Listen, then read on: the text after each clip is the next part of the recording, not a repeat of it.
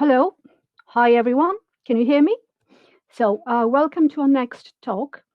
Our next guest speaker is Peter Sumpton. Now, Peter is a marketing consultant, and he's going to talk to us about our customer personas. So, he's going to give us some useful information on what customer personas are and where you can find useful information. And he's going to give us some more examples on that. Peter, you're welcome to join the stage with us.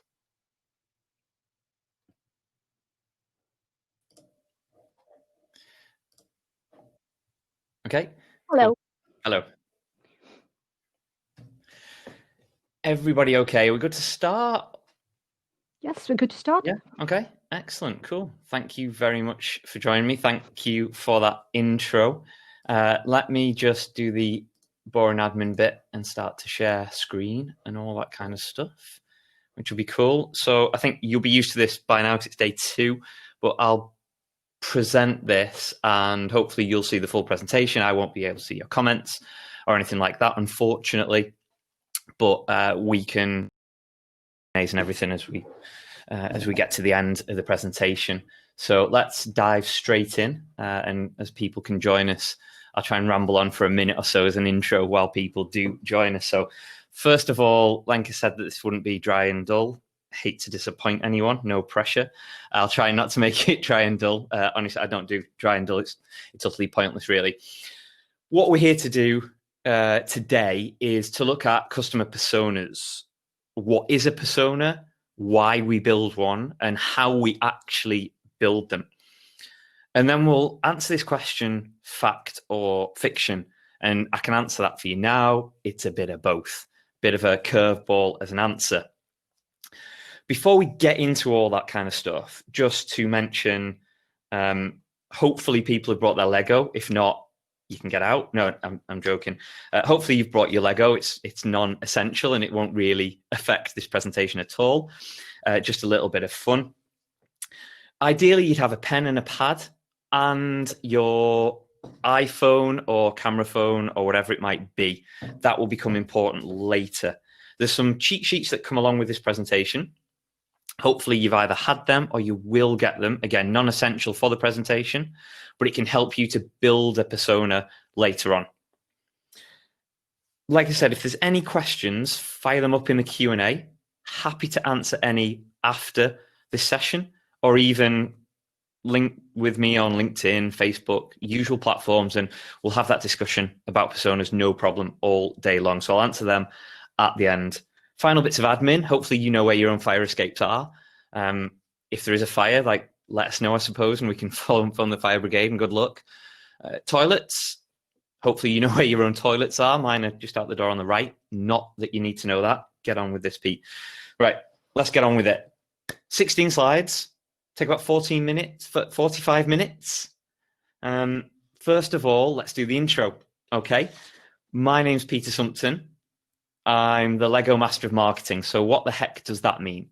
Well, it means that as a consultant, I go into companies, take all these bricks, these marketing bricks that are on their floor and they don't understand what they're doing with them and find it hugely frustrating, and start to build something.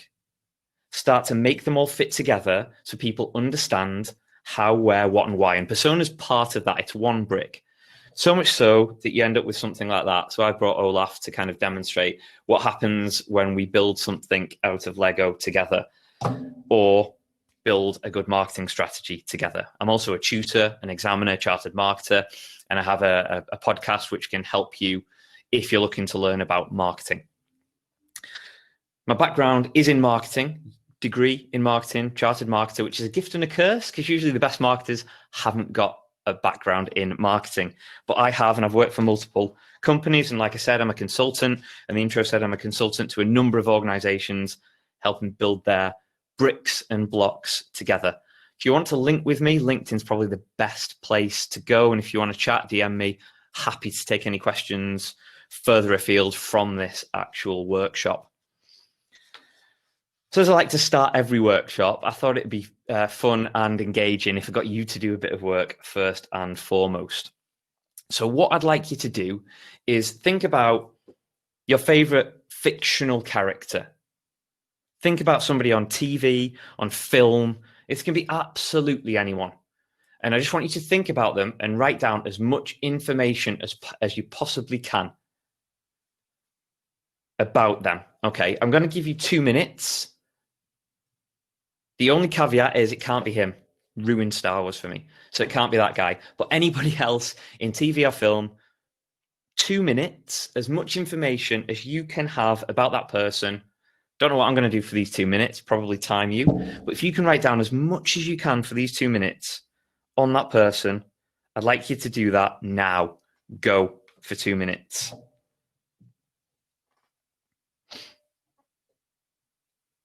Just as a side note, what I thought I should have said really in the intro is, this is me. And I've even got my little brew because everyone needs a brew. So if you haven't grabbed a coffee already, I suggest a bit bigger than that. But if you haven't already, it's too late really, because you'll miss out on this. But you've got 1 minute and 30 if you don't want to do this exercise, but please do, to grab that brew. So it can be any fictional character, anybody. I mean, they can be real life actually, but it makes more sense if you do it fictional. Think about detail. How much detail do you know about them? What have they been in? How old they are? Those types of things. And it'll all make sense at the end. So you've got about 1 minute now. And I suppose you could do Olaf if you wanted to. It's up to you.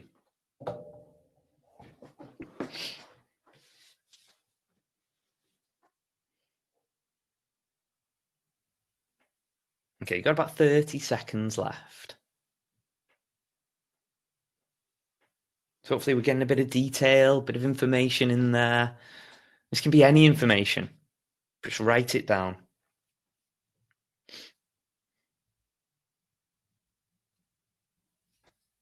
Okay, just a few more seconds.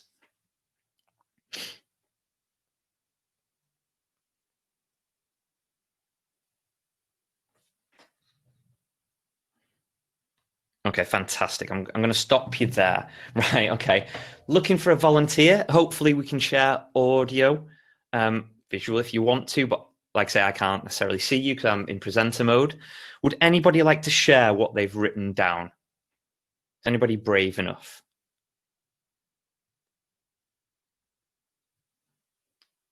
Nobody wants to do that. Okay. Anyone? No volunteers? There's no right or wrong here, by the way. Okay, that's fine. No problem. So what you should have done if you have partaken in that exercise is written down a lot of information about a fictional character. The idea behind that is that when I speak to companies and I get them to do that in a meeting room or on a one-to-one basis, they'll write down loads and they'll get excited about who that character is because they know them and they've either watched them, seen them, met them, whatever it is. And so much so that they've got this detailed information about them. Do you know your customers that well? Do you get excited about your customers as much as you have just done then? And usually the answer is no. And that's a bit of a problem. And that's what we're going to uncover today. How do we get excited about it? How do we get excited about building a persona? Because they're hugely important. And if you can do it for somebody you know, a fictional character that you know from TV, film, or anywhere, you should be able to do it about your customers, really. And that's why it's hugely, hugely important. So first and foremost, what is a persona? That would be helpful if we knew that. Okay, well, a persona helps us to build or paint much more detailed picture about our customers. You might have heard them as persona, ideal client, avatar, target market. They're all roughly the same thing. They all mean the same thing. So I might interchange them through this workshop. But that still doesn't answer why they are important. But can you guess why they're important? So the best way to understand and describe why they're important is through Guess Who. Now, if we're in person, I'd probably play the game with you, but we've got a little Guess Who here. I'm not going to ask you to play the game, but essentially, if we were to do that, we'd probably spend about 5 10 minutes going, are they male or female? Okay, so they're male. Let's cut down a few people there. Are they wearing a hat? Yes, they are. Can you see their hair? No, you can't. And after about 5 minutes, we'll have narrowed it down so that we know the person that we should have guessed is Chris. But wouldn't that be easier if we didn't have to do all that guesswork? Wouldn't it save time and save resources if we could just build a persona and then utilize that for future? And that's kind of why we need to build these customer personas, that bottom one, resource and time wasted. We don't want that. If we can build it at the start and know and understand these people, we understand their needs and wants, which means we should get better quality leads and better quality customers. It gives the whole business a focus on customers, which you should do. It means you can improve your products and services because you know and understand what people want, and it improves engagement through comms, of which, bear in mind, this is a social media conference, we should all be doing. If we don't understand who we're targeting, who our ideal client is, our persona is, how do we know what to say to them? And that can be hugely tricky. So what I want to do today is to uncover those things and give you a few hints and tips on why to do it. Before we get onto that, and we will get onto that, final thing I want to talk to you is where persona sits. Because it's okay to build a persona, but if you don't understand how you've got there or where it sits within your marketing, you're kind of behind already. So we need to know where this sits within the whole process of building a marketing plan and marketing strategy. And this is where something called STP, segmentation, targeting, and positioning comes in. So what does this mean? So what we do, we have our market, everybody in the world, if you like, or everybody in our industry. We can segment them into different elements, kind of like building a persona based on data more than anything. And those individual segments will lead us to a target segment, the most viable audience. Kevin Kelly talks about 1,000 true fans, and if you can get 1,000 true fans, you're in business. That's all you need to do to survive.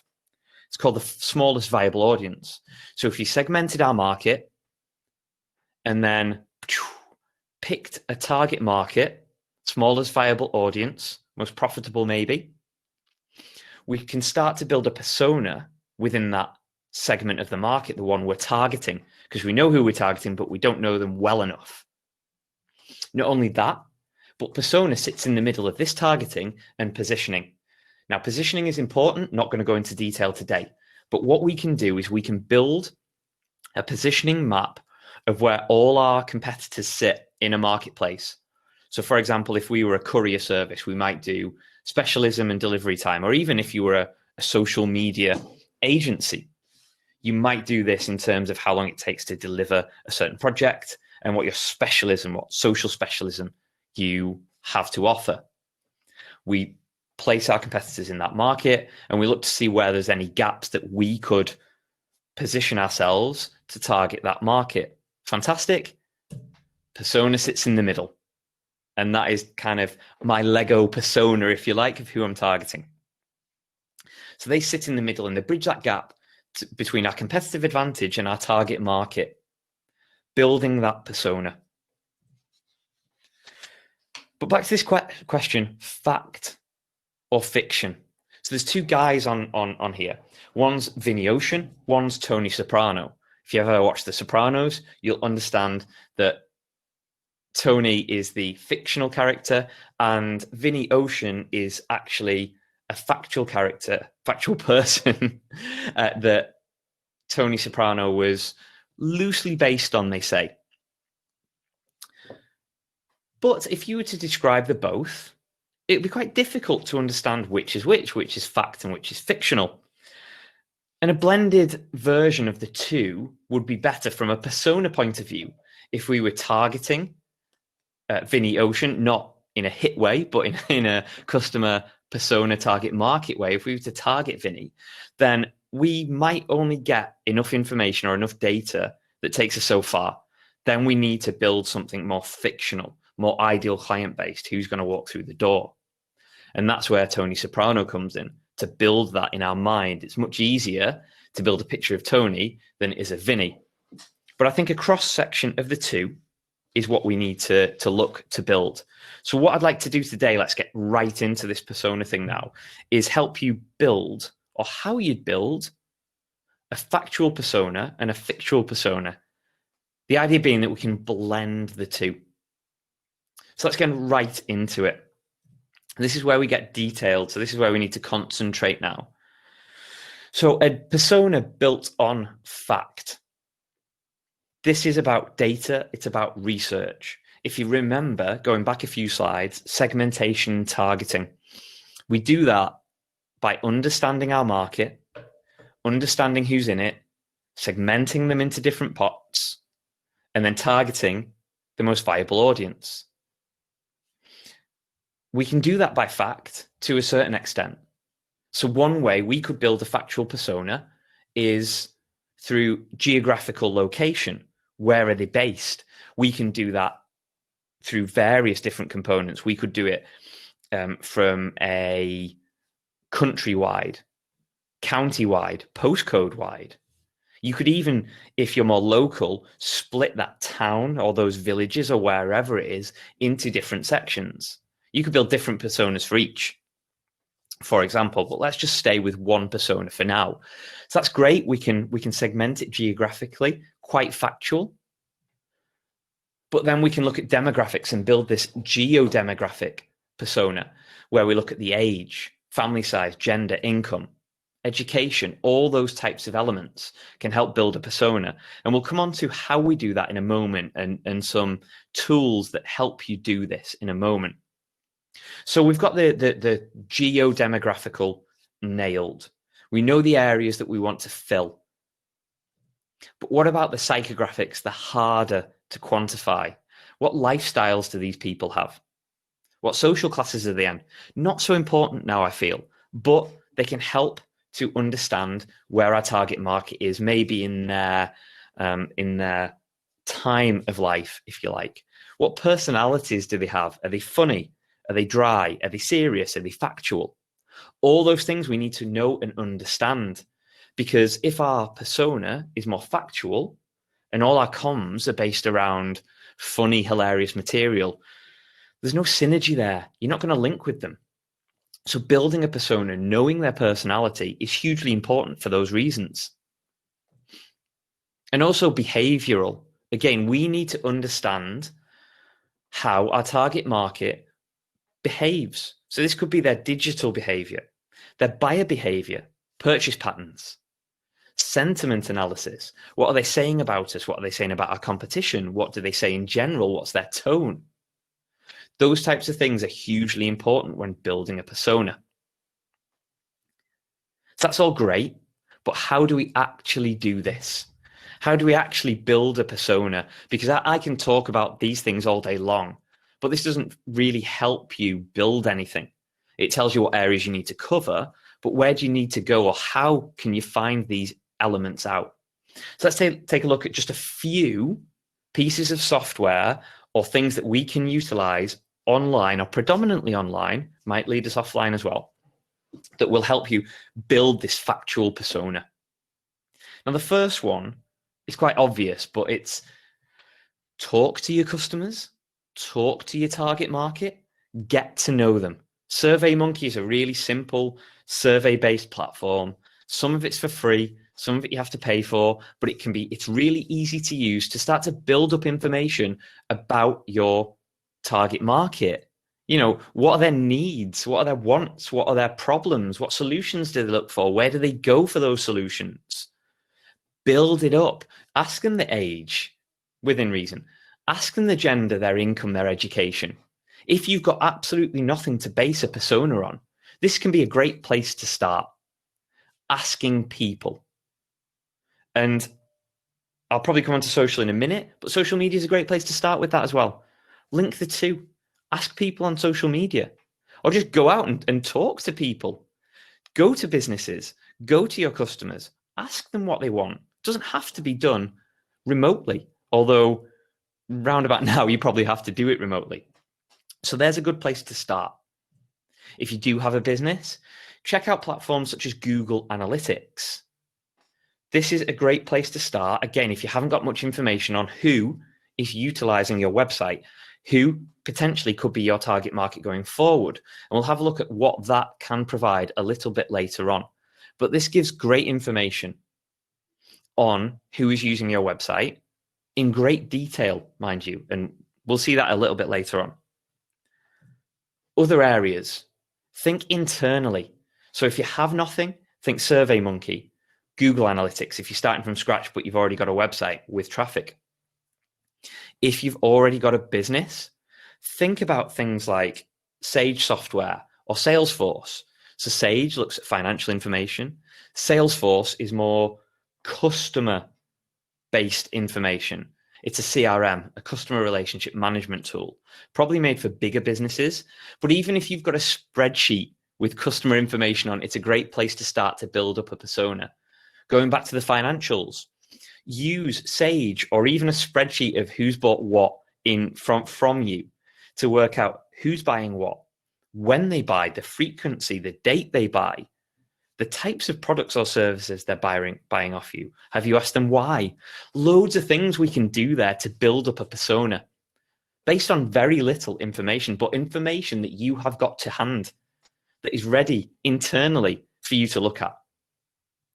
Okay, that's great. What about the external? So let's look at external platforms that can help us. Places like Acorn and Experian. So Acorn is free. Experian is paid for. Experian Mosaic, that is paid for. What are they? So they are tools that segment the UK, as far as I'm aware, and we'll see how Acorn does that in a moment, but it's done by postcodes, or Experian does it in a lot more detail to your specific requirements, where Acorn has already done that. But a great place to start, type in your location and find out the kind of people that live around you. It can give you, if you're basing your persona on nothing, it's a great place to start. And we cannot forget our social platforms. We can't. There's information out there. It's all there. Data is not our issue. We can get data all day long. It's what we do with that data that's important. So take a look at things like Audience Insights from Facebook. Another good place to start if you have got absolutely nothing. You can build an audience from 2.whatever billion people Facebook have got on their platform at this moment in time. And no one understands the groups that they're part of, the pages that they like. And this can build a good persona, as we'll see a little bit later on. One other element to mention is sentiment analysis. And Monkey-Learn is one of those places that helps you with sentiment analysis. What do we mean by that? So that is understanding what people write about you, competitors, or your industry, or about certain topics, and seeing if that sentiment is positive, negative, or neutral. But there could be a few issues with that, which we'll cover a little bit later on. So there are just a drop in the ocean of a few tools online that you can utilize to get going with this factual persona. All the links should be in the cheat sheet, and if they're not, happy to share them with you, but they're easy to find online, and these are just some of the top ones, top names you might have heard of before. So let's take a quick look at a couple of these and how they actually work. So first of all, Google Analytics. Let's speak about the big boy first, of which we all probably use. If we don't, Google Analytics is something that sits on your website and gathers data about who goes on your website, who's using your website.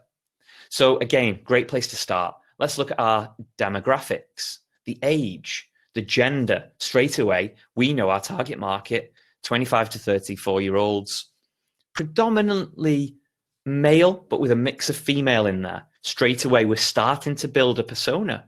Even that is vital information. We dig a little deeper. We can look at the countries where people are clicking onto our site from. United States and India seem to be huge here, and that's massive. Think about that. If you know most of your customers are coming from the United States and India, you probably need to develop two personas, an Indian persona and a US persona of your target markets, your ideal clients. They could be hugely different. How do they use your site? Dig a little deeper. This is just top level. dig a little deeper, understand where they're going on your site. Could be the same, could be hugely different. What they're buying on your site could be the same, could be hugely different. But we start to build something here. And there we go. We dig a little deeper. We look at the channels, the referral channels. Where are people coming from and when? We can narrow that down to the date. So we can look at, is Tuesday a good time to get people on our site? Is it the weekend? Most people for this website are coming direct. So that says to me that they know of us already and have used us or at least been on the site once. And Google Analytics can provide a whole host of information further than this. This is just the tip of the iceberg. So even just using Google Analytics to do a persona, you can do it. I wouldn't suggest that. I'd use other tools, but start there. It's a great place to start. So this is Acorn. Thought I'd show you Acorn because it's probably a tool that we don't utilize, okay, well enough because it's free. Go on there and have a look. So this is based on postcodes, remember. And there are, I'll have to look at my notes here, but there are 62 Acorn profiles categorized into 18 groups.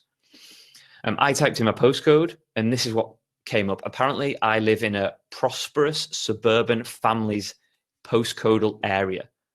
So the first thing it says, it gives you a little description. And again, that description could be enough to build a persona off, particularly if you're providing local services or products. It says these older families and empty nesters. Bit harsh, older families. I wouldn't class myself as an old family, but having said that, knowing the demographic in my area, that's pretty much true. But it doesn't stop there. As you can see on the left-hand side, it goes into family, housing, society, social media, money, digital, mobile internet, bit old school there, but it goes on to mobile and online information. So let's take a look. So in my area, people are into sports and leisure wear. They like books and they look at local government services. Apparently, that does not surprise me, believe me. But also, if we look at what they look at on their phones, so they're massively into travel on their phones.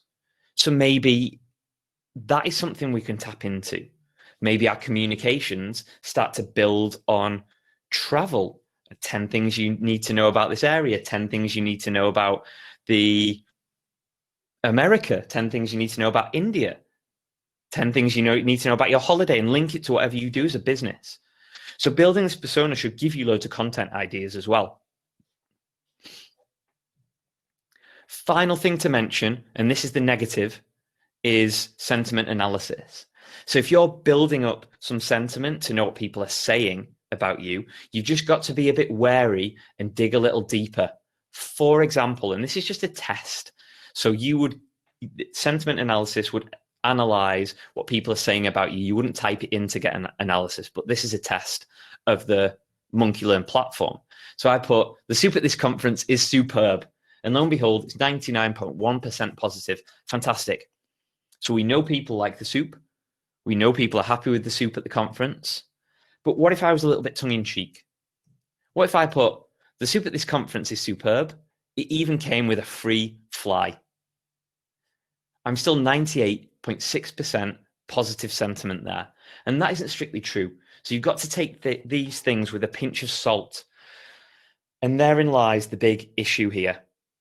What's fact? What's fiction? What can we rely on? And what can't we rely on?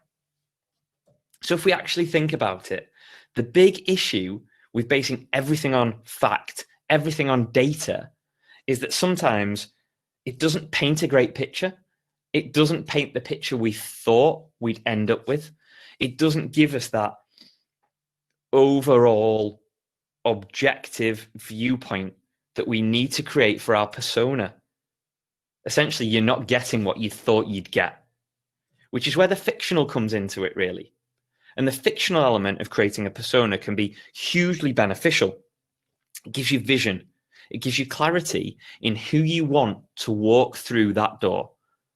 And that is a fundamental question when it comes to a fictional persona. Ask yourself who you want to walk through that door and say, I want to work with your business. Simple as that. That is your fictional persona.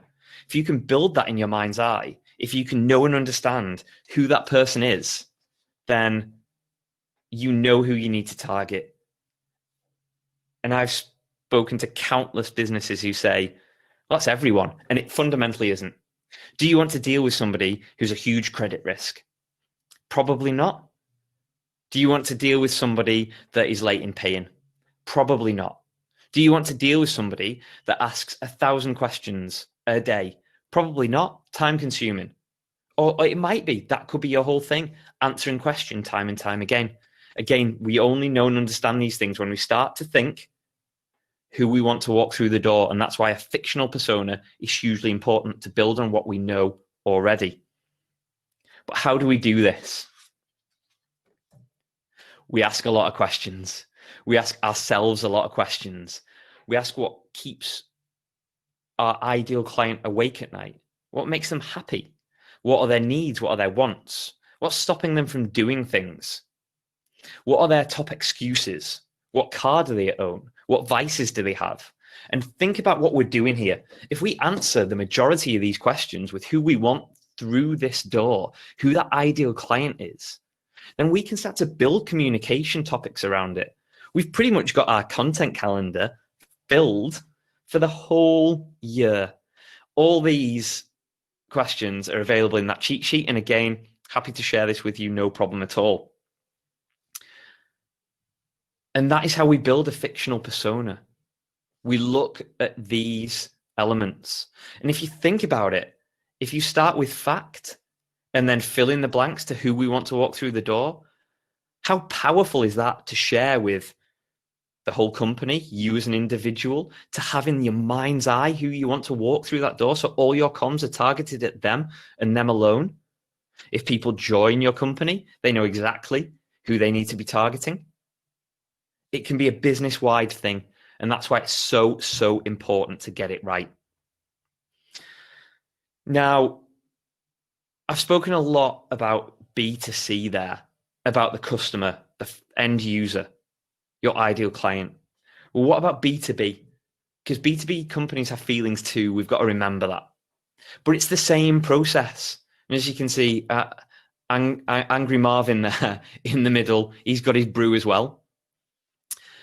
But we use the same kind of skills. We use the same kind of software. We look at purchasing, we look at product application, we look at usage, we look at location, we look at the size of the organization, we look at the relationships we build, who's coming onto our site. We use our CRM to see who's built that relationship. We see geographical locations. It could be you're strong targeting businesses in one area and not another. We can use these elements to build up a persona of a business specifically. But one thing we can't forget when we build a B2B persona is the individual, the person.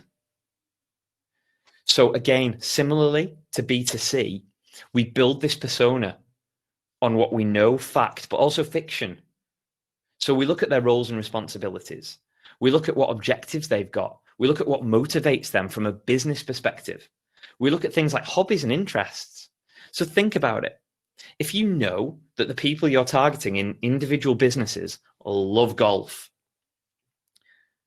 aren't your communications going to be much better if you focus them around golf and link them to what you do, or even not what you do? 10 top tips to get your putting more accurate. I'm kind of making this up. Used to play golf, don't anymore, bad back. Another story, that's not for you. But imagine what you're doing there. You're linking directly to what they do socially. And who's not going to want to have that conversation with you? Because they can see that you know and understand them, not just on a business level, because that's covered. You know what they want on a business level, but on a personal level as well. But where do we get this information from a business perspective? Well, there's a few places that I'd suggest to go to. So Companies House is a great place to start. Accounts, fantastic. Gov.uk, again, if you're UK based, a great place to look at white papers, information and details about certain industries. Check it out. That might lead you onto other things. And sometimes that's what we need to do, particularly with B2B personas. We go down that rabbit hole and allow ourselves to go down that rabbit hole to find these little bits of factual information and build that persona. Trade associations are a great place to go and know and understand the people that are in that association.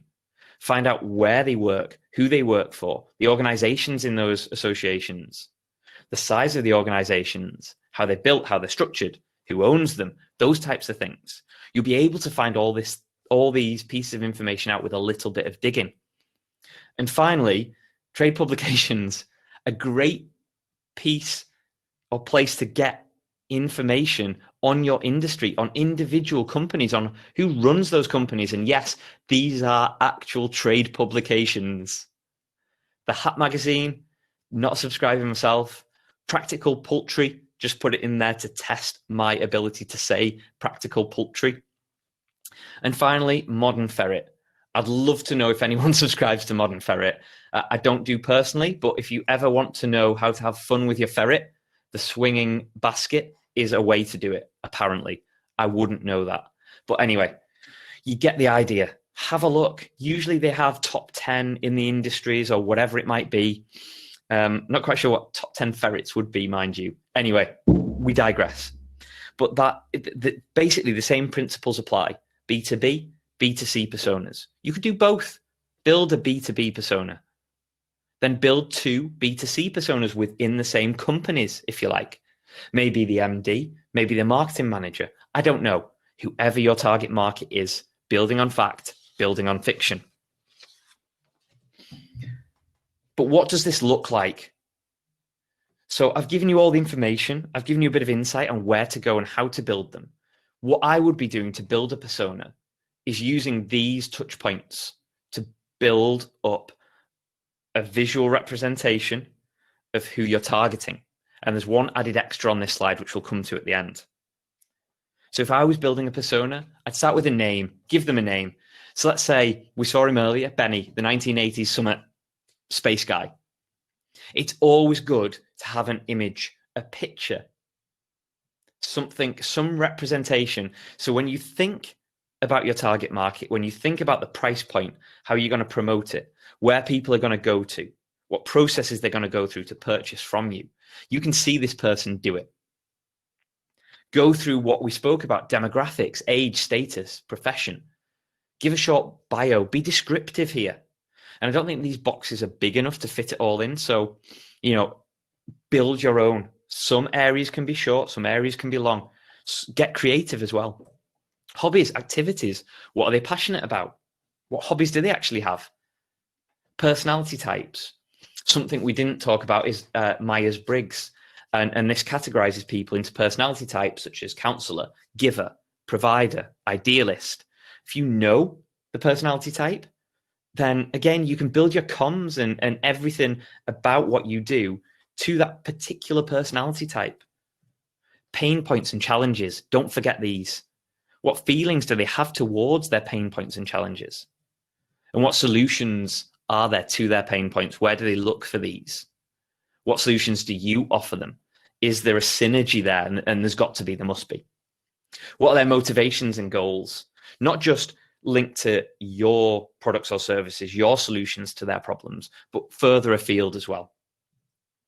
Their digital preferences, as we've seen before, but dig a little deeper. Contact details. Do they prefer a telephone conversation, face-to-face? Not so prevalent now. Email. Do they use voice, social media? Are they into future tech? They're a bit of a technophobe. Who knows? Build it, know and understand them. And finally, brands and influences. What are their favorite brands? If we know that their favorite sportswear brand is Gymshark or Axis or Adidas, we can start to link our communications to them. Maybe we start to talk about one of those.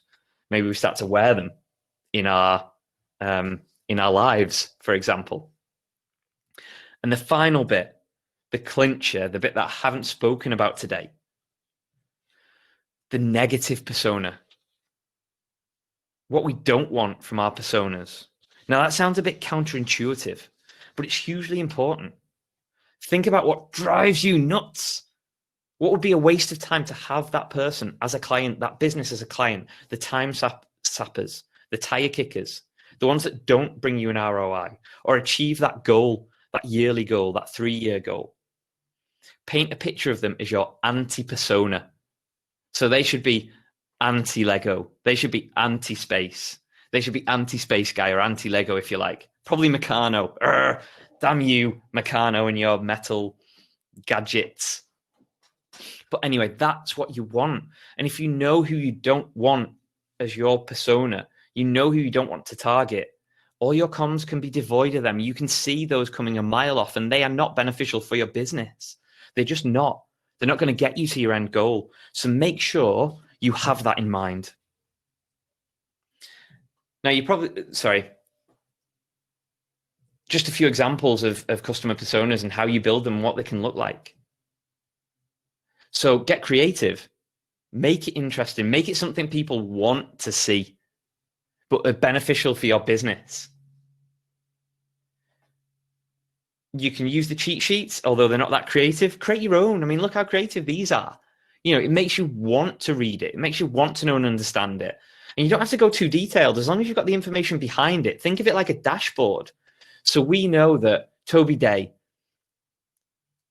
is into IT and internet and software and mobile apps and a bit of social networks and likes Audi and Coca-Cola. Where's that data come from? How much does she like IT and the internet? You should have that data behind it. But as a persona, we don't have to go too detailed. It can just be top level, like a dashboard. So the final thing I just want to cover today is how it works, to show you it works, to prove it works. So for example, let's take these 2 amazing days that Lenka has put on. We have no information at all. We're just starting afresh for next year, 2022. 2021, in fact, where I jumped a year. Forgettable year, really, this, isn't it? We just know that this event is going on next year. So we want to build a persona. So using Google Analytics, Facebook, and a little bit of fictional, this is kind of what I discovered. So you're all small business superheroes, aged between 25 and 34, and you use a mobile, predominantly iPhone, and desktop pretty much evenly. But you're twice as likely to pay to come to this event on desktop than you are a mobile. You provide business services or a consultant. You like shopping and love a bargain. Bit of a movie lover, and you've probably got a Netflix account. You're environmentally conscious. Good for you. Like a bit of celeb gossip on the side, and are looking or has moved home or job recently. You're more likely to comment, like, or even click on an ad that is specific to you than most people. And you're interested in websites like Not on the High Street, Fearless, Birchbox. You like a little drink, and you might have had a drink last night and after this event again tonight while you're networking. You like a good shot and a mixer, probably gin. And you like your home decor as well, made with love, and you like a bit of a candle. Now, hopefully, I've sort of described you, or a few elements there that describes you as a person, as an individual, or that you can resonate to. And if I have, fantastic. We're onto a winner. We know what we need to be talking about, and we know who will be coming to this event next year. So one final top tip, just to wrap up and just to summarize, really. We should be basing our customer persona on fact and fiction. Start with fact. Start with internal, what we've got and what we know. Then look at external, look at social, look at sentiment. And then we bring in the fictional elements, who we want through that door. Build that persona. You can do it for B2B and B2C. It doesn't matter. The more detail we have, the easier it is to know and understand our target market. And one final top tip for you. And this is where your phone comes in handy. So if I can ask you all to get your phone. And this is a top tip I learned. So if you can get your phone and just put it on camera, give you a second to do that. Okay. And what I'd like you to do is just point it at the screen. So you've got the full screen in view of your camera. Okay. And this will fundamentally help you with your marketing or just persona building in itself. And after 3, I want you to take a photo of the screen. Okay. Are we ready? 1, 2, 3. Right, fantastic. You've got all my details now stored in your phone. No need for business cards. You can connect with me on Facebook. You can join the Marketing Study Lab Facebook group. You can connect with me on LinkedIn, send me an email. And if you're on an iPhone, a link should have been opened up to the marketing planning course that I offer on my website. Cheeky little promo, I know, but there's loads of free tools on there. If you go to the homepage, top left, I think it is, there's the marketing planning course, of which a few sections are free. There's a customer mapping guide, cheat sheet. And there's also a 4-page, 10-step marketing plan, of which personas are part of. So finally, from me, happy marketing, and I will happily take any questions anybody may have. Hopefully you found that of usefulness, and you can start to build a persona. But that's my presentation. Hi, Peter. Hiya. So it's some really, really great tips. I've got to say that I love the reference to Tony Soprano. I love the show. So yeah, no problem with that one. I hadn't seen that coming. So we do have a few comments in the chat and a few questions. So cool. I'll start with the chat. Actually, everybody loved it. Chloe has a bit of a long question. So she says, my clients don't have a shared age, income, or lifestyle. What they do, however, is that they have a shared ambition to reflect on their business and take it to new heights. And also a shared problem of not knowing where to start or needing support in that growth. So is there anything, that she could do to get in so much detail? And how can we use customer personas to work for us individually and as businesses and business owners? So hopefully there was a few tips through those slides. But what I'd be saying is, and this is only knowing what I know, but you could look at creating 3 personas. I think you said there was 3 kind of ages. If not, look at developing again that persona for that person you want to walk through the door. So building a persona doesn't mean we're ignoring everybody else. All it means is that if we think back to Kevin Kelly's smallest viable audience, 1,000 true fans. Now, Kevin Kelly wasn't saying that we should ignore everybody, but if we try and target everyone and we say, well, who's our target market? Everybody, then we're essentially saying that we're for nobody. We're an also-ran because we're not specific enough. We're not detailed enough. I'd love to get into a conversation and see if we could build a persona, actually. That'd be really interesting. But have a look on your website or have a look through your accounts. And there must be something by way of how much people are willing to spend, when they spend, how much they spend. There must be something there. And it can be a tiny little nugget or even geographical. Where are they in the UK or globally? It can be a tiny little nugget that can lead to something else. So, for example, if we were an American company and we were looking to sell things into the UK, we could start with just looking at what are people like in the UK. Now, bear in mind, if you Google search that, you'll probably get some crazy answers. But if we go on Acorn, for example, that would give us a good idea of what people are like in the UK. And then we could narrow it down further to there. So I think to answer the question short and summarize, just start somewhere with anything. It doesn't have to be an age or an income. It can be location. It could be favorite TV show, and then build it from there. Build your comms around that. Because, for example, going back to Tony Soprano, if you know that your target market love The Sopranos, then start to link things to gangsters and things like that, and do it a little bit tongue in cheek. And sleeping with the fishes and stuff like that, and we're laughing about it, but that resonates. And if you can get people on side and breaking down those barriers to just being that transactional business. Yeah, it truly does. You're right about that.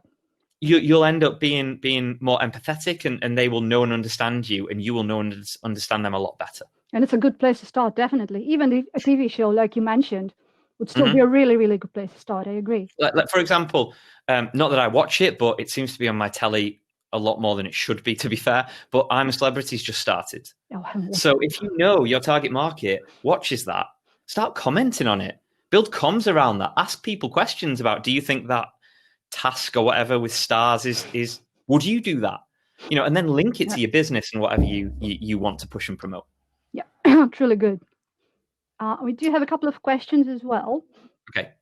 So Katrina asks, you've mentioned having more than one persona a couple of times. I've always been told we should have just one persona or one per product or service. So I wondered, what's your take on it? Again, it depends the size of the business and what you're trying to achieve, really. If you're a smaller business, I would say focus on that one individual persona. Again, it could be a business persona and then whoever's in that business that you want to target.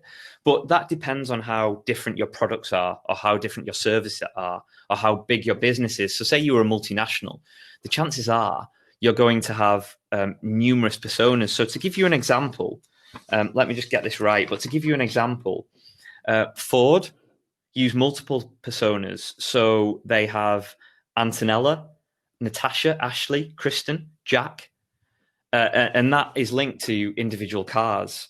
Staples have 7. Even Microsoft, when they developed Windows XP, I can hear the groans already, but when they developed Windows XP, they had 7 different personas and rationales behind why people would buy Windows. So if you're a small business, I'd focus on one, because you only want to deal with those customers that come through that door that are going to be beneficial to you and get you to a certain place. If you're a bigger company, you might want to expand that. So there's no right or wrong answer, I think, is the short answer to that. Yeah, true. And Chloe also notes that she feels happier at thought of having more than one persona, which, could be useful. Yeah, and that's fine. You've just, I think if you're going to have more than one persona, there might be an overlap, and that's fantastic. But when it comes to things like, and as marketers, we fall into this pigeonhole of just being communicators and being known as the communication department. That's true. So if you build a good persona, that can link to, again, the 7 Ps of marketing. So it can link to price, it can link to product and product development, for instance. So if you've got 2 personas, you might only sell one product, but those 2 personas can highlight the difference that product can be used for, or the difference is a service can be used for through those 2 personas. So there's nothing wrong. It just depends on time and resource. Mm-hmm. So it always depends on the business then and the need of the business. So start small maybe before you start growing. Again, don't think we have this perception. I think it's more from a social media point of view, but we need to target everyone because everybody needs to know our message. To be fair, most people don't care. They just want you to solve their problem. So solve that problem and build on that, solving that one person's problem, and everyone will start to come to you because of that. Yeah, true. We've got another comment, a question. I'm working with a school who don't commit to a persona or having a focused target market. What would be your one single bit of advice to try and persuade them otherwise?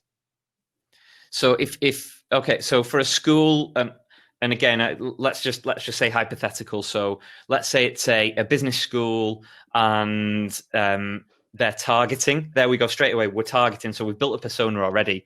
So we're targeting 20 to 30-year-olds because 99% of people that go to that business school are 20 to 30. Straight away, you built a persona. The one question I'd ask them straight away is, who are we targeting then?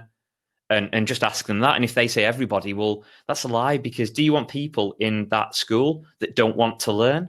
No. And we're not saying that we wouldn't bring those people in. What we're saying is that isn't our target market. We want to be targeting people that want to learn, because they will in turn make the school better and look better because they will be more engaged. Yeah.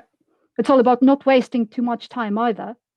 Right. Yeah, absolutely. Yeah. So again, if that school doesn't want a persona, then it's a bit weird. But why? Because you'll fall into that category of just being an also-ran marketer, of doing the same thing that everybody does because that's what we've been taught and that's what people are doing because we've always done it like that.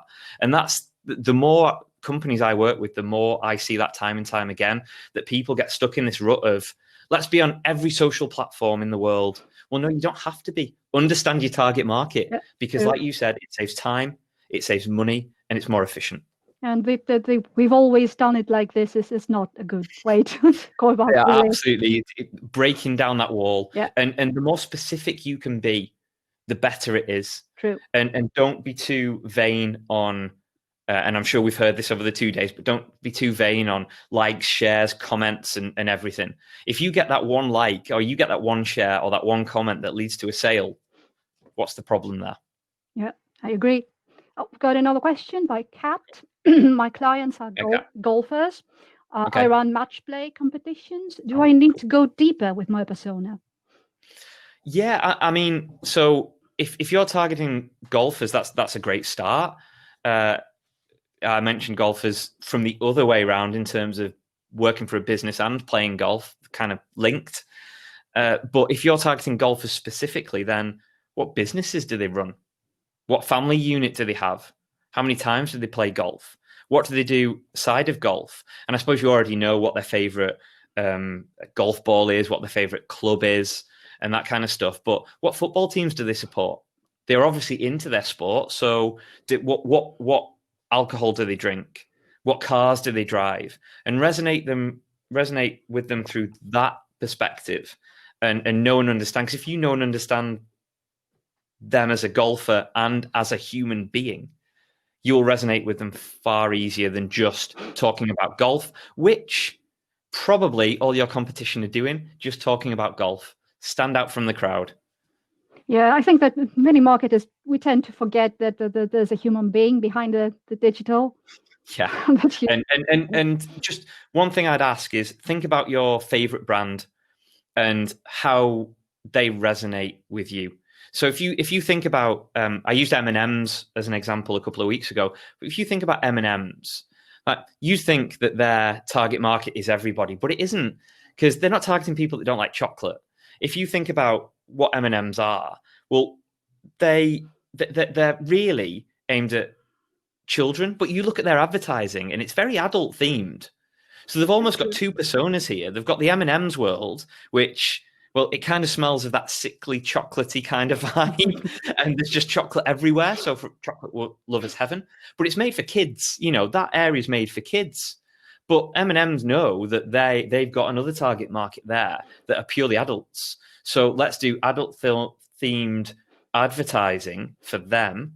And then let's have individual characters that can be as appealing to a younger audience as it is an adult audience. So they've probably got two going on there. Yeah, it's a really sweet spot, but I think they've got it really, really good.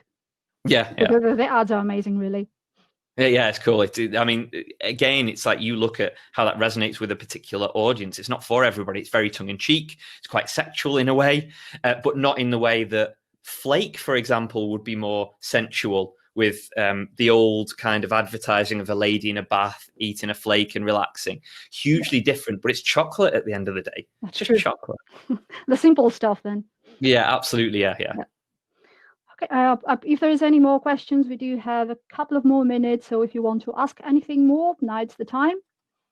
Cool. Other than that, yeah, I think that everybody loved especially the M&M explanation. It's chocolate, so everybody loves it. Exactly, you know, so they've linked, and I'm not saying there isn't a link between chocolate and sex and endorphins and stuff like that, but you know, if you walked into M&M's world and said, what advertising are we going to do? Oh, we're going to have 2 chocolate M&Ms in bed with a woman and the husband's going to come home. Like, what? You know, the craziness. But, you know, there's some link there. And I almost guarantee that's been done through data research and who are we targeting. Oh, yeah, definitely. And it seems to be working just fine. I really do love it. It's always so much fun, actually. I think it's both for the kids and for the parents as well. It works for everyone. Yeah, exactly. Parents and children. And if you target the parents, the children come hand in hand. Yeah, you know, if you get the parents on side, you're walking past M&M World, you're walking past a sweet shop, straight in there. You're going to resonate. They're going to resonate. Fantastic. Both ends. True. And it's vice versa. Sometimes you get the kids, you get the parents as well. So absolutely. Yep. I can't remember what they call that, but there's a certain thing from it. Yeah, absolutely. Yeah. Excellent then. Thank you very much, Peter. Thank you so much. Thank you. Bye-bye, everyone. Bye. Bye.